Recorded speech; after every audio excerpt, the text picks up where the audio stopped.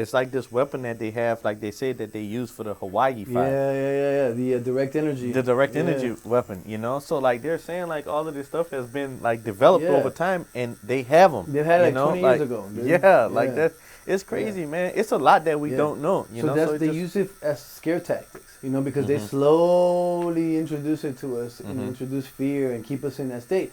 For that same purpose, taxes. We're fighting against taxes. We're fighting against, like, you know. And they'll just blast it at your house. And right, but I mean, but they have these ideas. You know, they want to make a 15-minute city in Maui, or what was it? Maui, LA. You know, and it's like strategic. Like, I mean, they're just to the point where they don't care anymore. They don't. They're gonna do whatever they do. They're gonna lie and say, "Oh yeah, wind in a match did this." Yeah. You know, like, come on, man. You know, like, but he has more info, right? Like, but just to more harp on that, like it gives us, at least for me, because again, I bring Trump around, or I bring Trump up again because people are like, well, how can you support this guy? He's such an asshole. He's a dickhead. He's always mean to people and this and that. I was like, I could care less about that. Look who he's fighting against, and look who hates him. If I'm telling you the government is corrupt and is fucking us over, and you know, and that's the people that's hate, look who hates him the most. Yeah, the media, the government, you know, big pharma, like that tells you a lot about who your enemies are and who your friends are. Yeah. So take that with a grain of salt what he says, because if you're not in that situation, I was in a situation where the whole management staff was against me because I went to work, and they didn't like that. They went to work to play, to talk, to rub each other's shoulders, to look on cameras and act like they're busy. And because I went in there like and it just fucked with their whole situation, that's why I identify with Trump a lot, because I was like, I know how that feels when every day is a battle to just get shit done. To do the right thing. Yeah. That's the hardest thing, you know? And it's like we live in a world where, like, our God, only God is good, right? But we are, I guess, obligated to try to do good. Yeah. So it's like always, every time you try to do good, what happens? Yeah. You know, like, you didn't get what you rightfully deserved and what was rightfully yours. You got a 1% of that, right? You know, and this is our government. This is how, I mean, that was the world pretty much, you know, but this is the powers at hand, you know. But if they're keeping this stuff from us, what else are they keeping from us? You know, and like what other strategies do they use? You know. Man, like, so GPS, AI, stuff like that. So when do you think GPS actually was created? Oh, that was old. I didn't realize how old it was. Yeah. You know? The military had that in the 70s, maybe. Yep. And before. Same thing Probably with AI. before, yeah. Like, I was trying to tell my kids, I was like, yeah, because they hadn't really watched Terminator, right? But Terminator movie was in the 80s. And what was it about? Like AI robots and stuff coming back in time, right? So this is a movie that was created in the 80s. Yes. And we're pretty close to the year that they came movie, back by the from. way. Yeah. Because I want to say it was like 2029. But did you know that Terminator was like the prequel to The Matrix? Yes, bro. So I saw that one. I saw that. Yeah. I said that way before, bro. You know, everybody was just like, whatever. It's okay. I wish you could link them, but now it's like right there. Yeah, bro. she came out and she said like, hey, like this is so. She sued them because they took her book idea and made the two movies. Yeah, it was a black lady, right? Yeah, dude, this crazy, man. Yeah, 1973. Can you look up the like they were saying the vehicles, the propulsion and stuff, and Terrence Howard. Anti-gravity. Look up Terrence Howard patents on. Have you seen him on the Joe Rogan podcast? Oh yeah. Oh yeah, dude. Man, he's on something. where he talks about, you know, like he has the patents for those, like the kind of aircraft. He pretty much is like challenging science. Yeah, yeah, man. Yeah. Like, bro, and it's But and just to kind of go back to the Terminator stuff, bro. Like, there is a conspiracy. Let's say that witchcraft and sorcerers, they have to put their stuff out in the blue in order for it to manifest and to work, right? But also, we have to experience it. We have to feel emotions to help them manifest that too. I don't know if that makes sense to y'all or not, you know? But if you pay attention, you've seen a bunch of movies that predict the future and that kind of like tell us like, wait a minute, this is something that could really go wild down. Stuff. Yeah. You know what I'm saying? But we've seen the Alien movies, we've seen the Jason Bourne movies and stuff like that. So they have, it's a form of manifesting their deeds or their intentions. You know? And yeah, I sound like a crazy person. No, I'm okay with that, you know. But it's like, man, I'd rather be aware and like know than be like, man, a lot of that is factual. Yeah. You know, like when you look at it all, you know, like with the whole like, I'll bring up the Kobe Bryant situation. Mm-hmm. You know what I'm saying? Like here it is. He had that big lawsuit going on, you know, with that company, and then all of a sudden, like, he's gone. Yeah. You know, like, man, it's too coincidental. Very coincidental. And his intentions to change L.A. Like he wanted to make it a whole different place to live. Because I'm sure he saw the evil over there. He saw it, man. You know, and like, man, it's just a lot of that stuff is too coincidental. Yeah. We have too many mysterious plane crashes or you know something going on. No, Kobe was a good dude, man, and he had a resilient mind.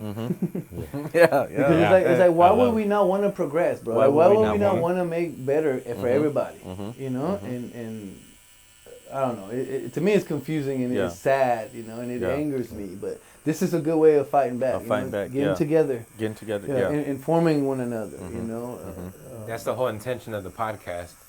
Is to talk about these things that sound like conspiracy, but like, how many facts do you need to change it from, in your mind, it's conspiracy to a high probability that at least half the shit we're talking about is honest and true and provable.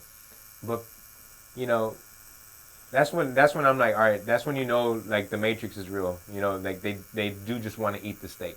Like, not everybody's meant to wake up, right? Not everybody's meant to, But there are people that are on the edge that just aren't around people like us or listening to voices like this that are saying, because I've had it happen in my chair where I'm tattooing people and I bring up stuff like this and it happens naturally. I think that's how this show's idea got created naturally in my head, was just like, man, how come you haven't heard about this? And they're like, I've just never heard about it. All right, so we start talking about it and you know, they end up becoming years and years a client, and I see the change over time, and it's just like, it sucks because once you're on this side, it's not as green. It's not as green. No. It's not as green as you wanted it to be, but I'd rather be aware of the real shit than walk into the wrong neighborhood because, you know, I'm naive. Or buy the wrong shit, and it's getting me sick because I'm naive. Like you said, man, ignorance is bliss.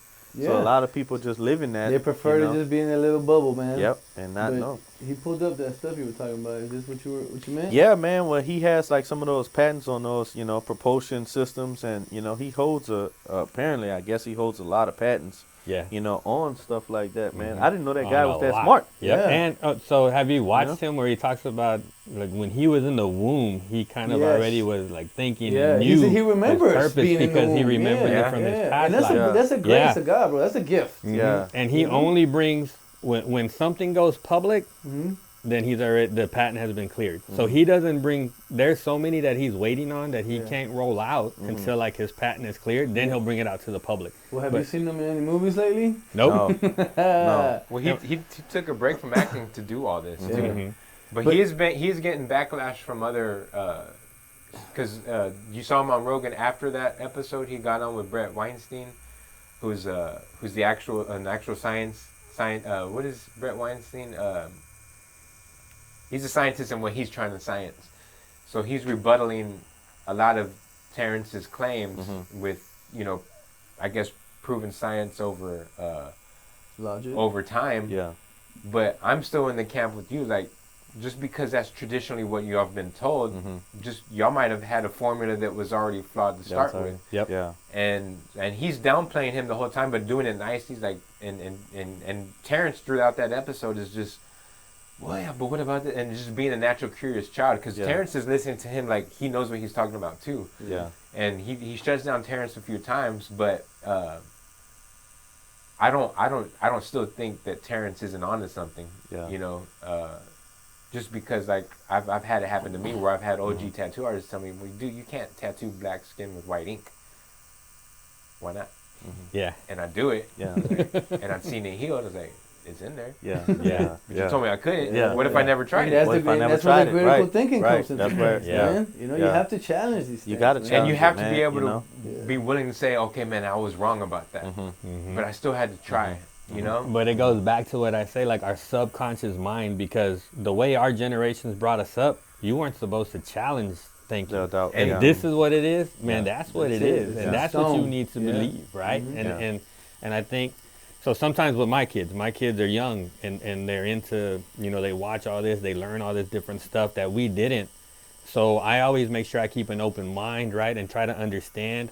And then again, like, okay, well, how do I teach them to grow, and what level are they at already, so I know where I need to be, or again, be open-minded, because you're right? still learning yourself. Still learning every day. Teaching you. Yep. And they teach me different things. I look, I research, and so now trying to handle people is a whole lot different than when I was actually in the corporate world managing, right? You have to be more sensitive, or you have to kind of watch, okay, well, what is their thought process? How are they emotionally? Because it's way different now. But even that is a flaw in the system. We have to be sensitive and delicate to this specific people. Like, I mean, okay, to a certain extent, obviously, compassion courtesy, is necessary. Compassion and respect, Yes. 100%. But I'm not gonna be over cautious because you're oversensitive. Right. You know, Yeah. and that's what's happening in our world today too. Yeah.